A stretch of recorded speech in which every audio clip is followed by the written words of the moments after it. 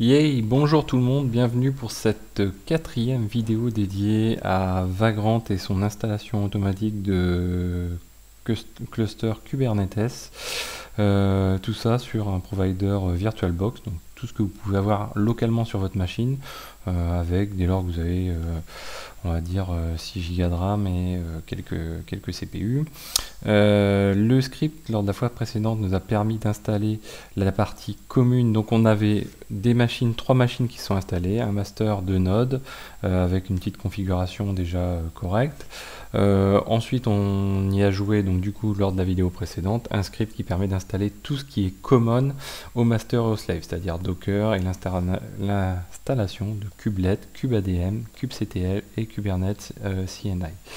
Voilà, donc lors de la vidéo précédente, le script s'était bien déroulé. Le rouge, il ne faut pas s'inquiéter, c'est juste l'output de l'install de Docker qui s'est bien passé. Que dire d'autre? Pas grand chose.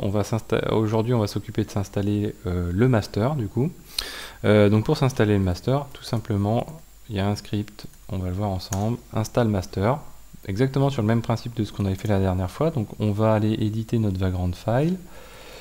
Vim Vagrant file, on va rajouter une ligne et on va rajouter une ligne qui est install master. Hop, voilà.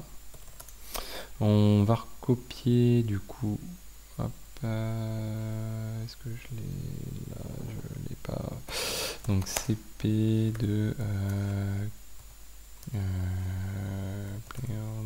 non, c'était l'inverse, je dois l'avoir ici, cp de install master vers cube vagrant, voilà. Donc on va aller le regarder. Donc je suis à l'endroit où j'ai mon vagrant file. Vous voyez que vagrant c'est créé un dot vagrant, un vagrant file, un install command qu'on a déjà vu et le install master. Donc le install master, on va essayer de faire vite. Lui, qu'est-ce qu'il fait? On y crée une variable dans laquelle on rentre un token qu'on va ajouter aussi dans le script de Node, je vous le préviens à l'avance. Comme lors de la fois précédente, on récupère le hostname, on récupère l'IP actuel. Voilà. Ensuite, on indique qu'on start l'install du master avec un echo. Avec un echo, toujours, on indique qu'on fait la première étape initiale, je l'ai nommée 0, puisqu'en fait, le but, c'est de cleaner s'il y a quelque chose déjà de présent. On fait un kubadm reset-f qui permet de cleaner le cluster s'il y a déjà un cluster existant. Ensuite, on fait un kubadm init, et ça c'est la commande la plus importante pour créer le cluster Kubernetes. Donc ça se fait sur le master, kubadm init, -- API server advertise address. Donc là c'est l'adresse qui va être reconnue au sein du cluster, qui est celle du master, donc de $IP du master. Sur les nodes ça va différer. On lui ajoute un token, sera aussi reconnu par les nodes du coup, le token, $token, et le pod network CIDR qui est utile pour le réseau Flanel qu'on installera par la suite. Donc on lui autorise le 10.244.0.0/16, donc ça couvre assez large en termes d'IP, c'est le réseau interne à Kubernetes qui va exploiter ce réseau d'IP. Ensuite on crée le fichier config file, donc une fois qu'on a fait un kubadm init, généralement, quand on passe la commande à la main, Kubernetes nous demande de créer à la racine, dans notre home, un .cube, un répertoire .cube, dans lequel on doit copier le fichier qui est contenu dans etc kubernetes admin.conf dans le .cube en nommant ce fichier config. Donc ça on le fait assez bêtement. Et derrière on va créer donc le réseau de pod, donc Flanel. À l'aide de cette URL, on fait un kubectl apply-f de cette URL, ce qui va permettre d'exploiter le réseau d'IP qui est juste au-dessus. Ça va permettre d'utiliser un réseau interne à Kubernetes. Et derrière, pour s'assurer que l'installation est bien up et que surtout le kubelet, qui est un élément central à Kubernetes, soit bien relancé à chaque fois, on fait un systemctl enable de kubelet et on fait un service kubelet restart. Ensuite, on termine, on indique qu'on a terminé. Donc ok, nous ce qu'on va faire, c'est qu'on va tout simplement faire un destroy, mais simplement du master. Donc Vagrant destroy key master. Hop, voilà. Donc là, je vais n'en supprimer qu'un et je garde les deux autres nœuds. Donc là, je fais un Vagrant up et c'est reparti. Alors j'espère que ça va aller un petit peu plus vite. Quoique c'est pas sûr, en même temps je suis en train de charger des vidéos à côté. Oh non, c'est de l'upload et là on fait du download, donc normalement ça devrait quand même aller assez vite. Voilà, donc là il recrée quand même la box. Heureusement on n'a pas à télécharger la box Debian, donc ça va quand même assez vite. Donc lors de la prochaine vidéo on fait la même étape pour les nodes. Et puis ensuite, on va pouvoir s'occuper de checker que tout simplement notre cluster est up comme il faut. Donc là, on a le shell qui se lance. Donc, il installe tout ce qui est utile. Voilà. Il installe Docker. Donc là, ça va demander un petit peu de temps. Ouais, on n'a pas de moyen de faire plus court puisqu'en fait, on rejoue les choses. Pour pouvoir réinstancier quelque chose. Alors avec Ansible, normalement, on doit pouvoir s'épargner cette tâche-là. Notre script shell, ce qu'il n'est pas capable de faire, c'est ni d'idempotent, ni de savoir où est-ce qu'on en est, ce qui a été joué, ce qui n'a pas été joué, et de rejouer simplement ce qui est nécessaire de le faire. Donc c'est un peu la petite difficulté d'utiliser un script shell. Par contre, après, c'est quand même assez simple à manipuler, assez facile à comprendre, parce que vous voyez que j'ai même pas fait de slide, et finalement, en déroulant le script, on comprend très bien ce qui s'y passe. Malgré tout, si on utilisait un Ansible, on pourrait être un peu plus efficace, puisqu'on pourrait, je pense, rejouer uniquement ce qu'il faut. Voilà. Donc, là, on est dans notre install de Docker. Alors, au passage, n'hésitez pas à vous rendre sur la chaîne YouTube et à vous abonner si ce n'est pas déjà fait. Hop, voilà. Donc n'hésitez pas à vous rendre dessus. Vous avez d'ailleurs l'installation d'un cluster Kubernetes sur Raspberry. Donc c'est une vidéo qui marche plutôt pas mal. Depuis 4 jours, elle a fait 500 vues. C'est cool pour moi. Vous avez le dépôt surtout, donc dans toutes les vidéos, dans le lien en description, vous avez les liens vers le dépôt. Et souvent dans le dépôt, il y a à minima un fichier slide qui comprend les slides que je vous présente, tout simplement. Et puis il y a souvent un fichier qui va avec, ou plusieurs fichiers, quand il y a des configurations, quand il y a, voilà, là ici on a le Vagrant file, on a aussi les éléments de script comme on le voit aujourd'hui. Donc là, on devrait bientôt en finir avec Docker. Voilà. J'aimerais bien le dérouler entièrement aujourd'hui.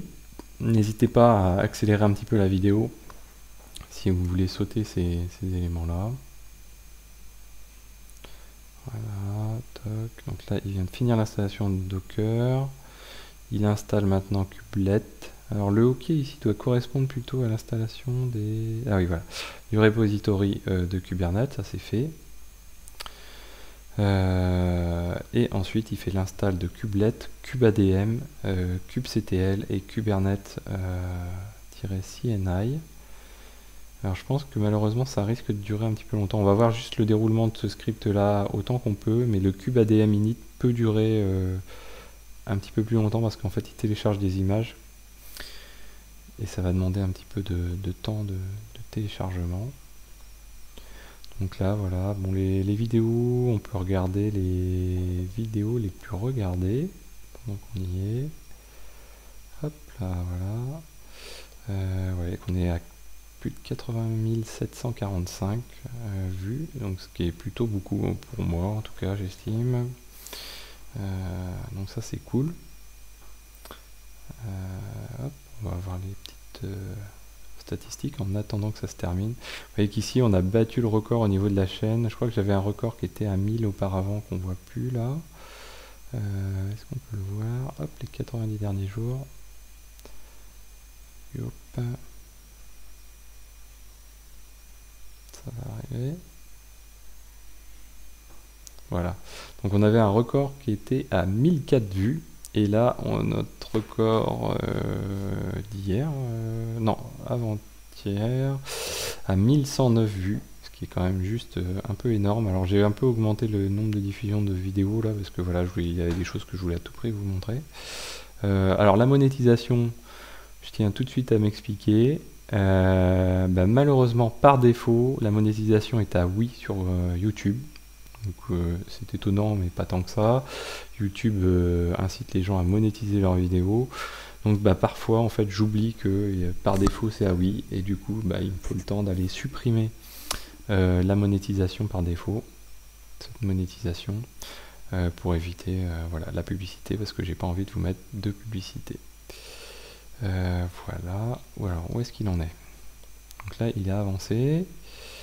Donc là, il a fait un cube ADM reset. Là, il fait le cube ADM init. Donc, comme je vous disais, cette étape-là, elle peut durer un petit peu plus longtemps. Donc, il fait le pooling de l'image. Quoi qu'il a déjà fait le pooling de l'image. Donc, si on veut gagner du temps, parfois, je crois quand même qu'on gagne du temps. Je l'ai déjà fait plusieurs fois, à faire un cube ADM config image pool et ensuite faire le cube ADM init. C'est-à-dire qu'on va d'abord pouler les images et après on fait le cube ADM init.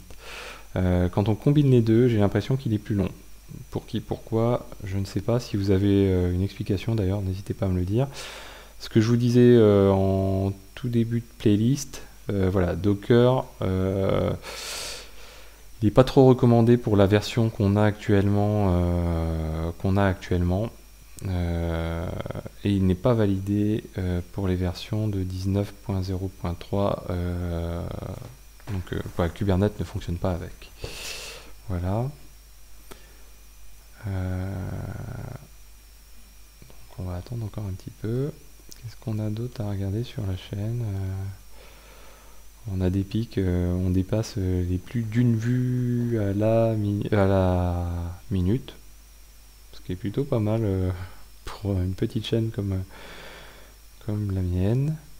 Et si on regarde l'évolution, ça c'est plutôt cool. Depuis la création de la chaîne, ça c'est un truc que je pense tout youtubeur doit regarder, et je pense que certains doivent avoir des trucs de folie. Moi c'est pas de la folie, mais en tout cas il y a une progression qui est plutôt assez sympathique. Et tout ça c'est grâce à vous, parce que je sais qu'il y a beaucoup de personnes qui font du bouche à oreille, qui partagent sur les réseaux sociaux aussi. À chaque fois j'essaye de mettre un petit mot pour dire merci, parce que franchement c'est déjà beaucoup.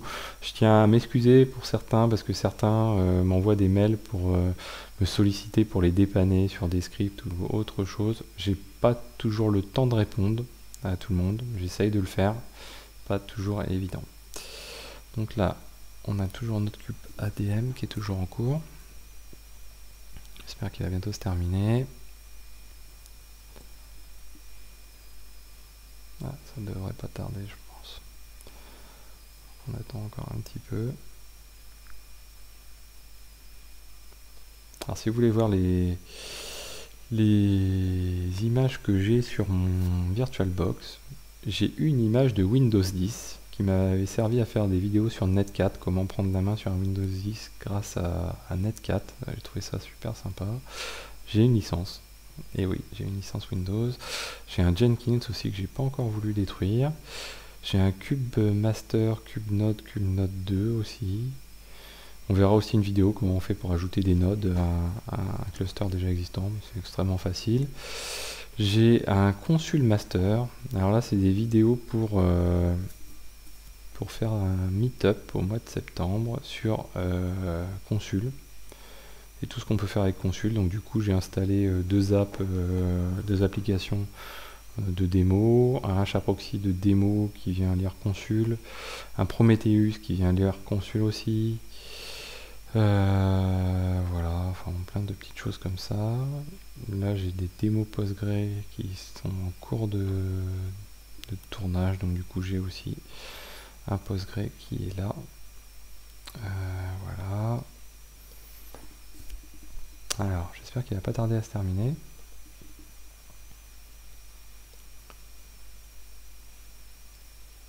Qu'est-ce que je peux vous montrer d'autre sur la chaîne? L'évolution du nombre d'abonnés par jour. vous inquiétez pas, par jour.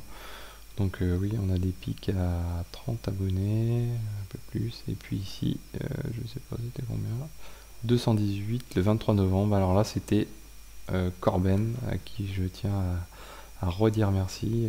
À l'époque, ça m'avait fait doubler le nombre d'abonnés, je crois. Donc c'était juste un peu énorme. Voilà, en nombre de vues, en nombre de minutes vues, 284 000 minutes regardées sur cette chaîne. C'est rien à l'échelle de YouTube et des gros youtubeurs, mais en tout cas à l'échelle de Xavki, c'est plutôt pas mal. Ah, les engagements, ça c'est sympa aussi, les engagements. Engagement, comment on le voit? Je croyais qu'on avait les likes ou les trucs comme ça. Top fiche, audience. On n'a pas les stats réseaux sociaux ici, tiens, c'est marrant. Ok. L'autre jour, j'étais tombé sur une statistique qui donnait le nombre de likes YouTube, ce genre de choses. C'était aussi très impressionnant. Voilà. Bon. Le source du trafic, donc c'est les mots-clés GitLab, trafic Docker, portainer. Voilà. Bon, je pense que là, on va en avoir fini. Voilà. Donc là, on en a fini avec le kubeadm init. Donc là, tout a dû bien se passer, effectivement. Ouais. Donc là, on va pouvoir se connecter sur notre box. Donc vagrant ssh key master. Yop. sudo-s cube ctl get node. Et là, on a bien un master qui est ready. Donc c'est cool. Donc on n'a plus qu'à poursuivre et à faire les nodes et on en aura terminé. Voilà, donc j'espère que cette vidéo vous a plu. Je vous dis merci pour tout ce que vous faites. À la prochaine vidéo pour les nodes et après on en aura terminé. Voilà, merci beaucoup, à très bientôt.